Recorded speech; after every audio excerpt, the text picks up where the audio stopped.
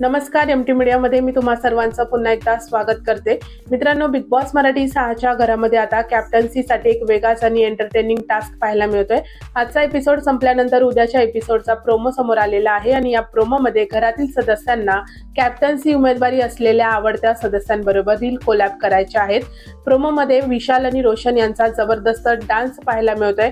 घरातील वातावरण त्यामुळे पूर्ण हॉट झालेलं पाहायला मिळतंय। त्यानंतर राकेश आणि तन्वी यांचा कपल डान्स सुद्धा पाहायला मिळतोय। त्यानंतर पुढे प्राजक्ता आणि सागर यांचा सुद्धा डान्स पाहायला मिळतोय।